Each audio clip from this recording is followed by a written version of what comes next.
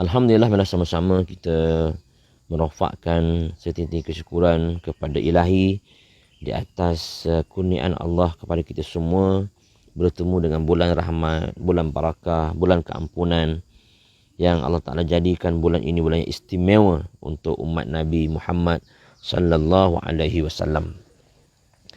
Jadi berkesempatan dengan bulan Ramadan ini, marilah sama-sama kita berusaha menanamkan ke dalam diri kita, hati kita, untuk senantiasa mendapatkan Ramadan yang terbaik berbanding dengan Ramadan yang telah lalu.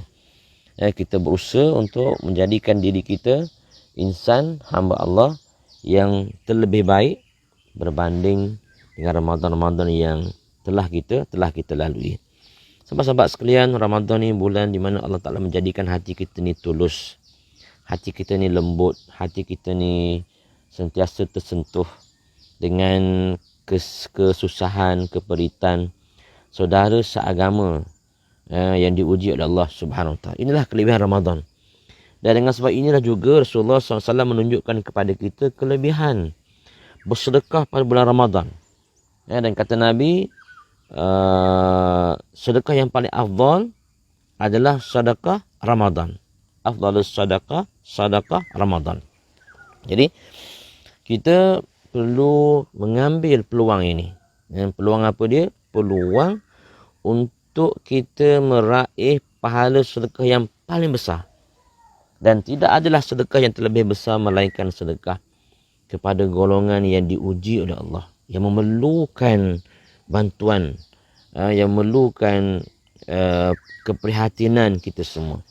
Dan Alhamdulillah, dengan datangnya Ramadan, biasanya Ramadan inilah menjadikan kita sentiasa melihat, memandang golongan yang diuji oleh Allah, kerana kita juga merasai kepayahan.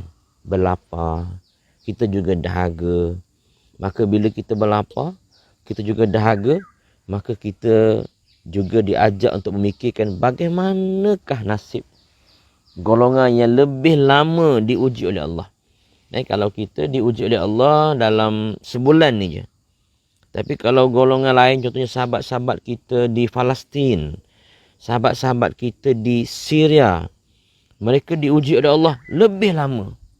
Bukan setahun, bahkan berbulan-bulan, bahkan ada kalanya bertahun.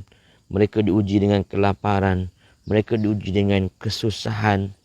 Dan bila mana kita dididik oleh Allah dengan rasa lapar, dengan rasa dahaga, menjadikan hati kita memikir bagaimana inilah rupanya keadaan, perasaan, kesusahan yang telah dilalui oleh saudara-saudara kita yang diuji oleh Allah Subhanahu Wa Taala.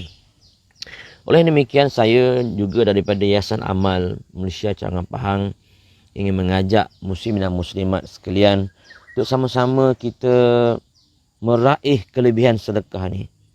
Dengan apa? Dengan kita menyumbang kepada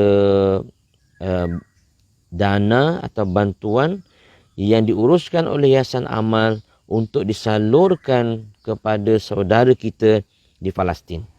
Jadi dalam Ramadan ni, di samping kita melihat, di samping kita menjaga kebajikan saudara kita di tempat kita ni, antara fokus kita juga ialah untuk kita membantu saudara-saudara kita di Palestin, di Syria dan sebagainya. Jadi saya harap sangat supaya tuan-tuan yang ada di luar sana ambil peluang ni. Belum tentu lagi kita bertemu dengan Ramadan pada tahun akan datang. Jadi Ramadan yang ada ni, insya-Allah sama-sama kita keluarkan sedikit daripada duit kita. Tahun ni pun kita tak banyak belanja.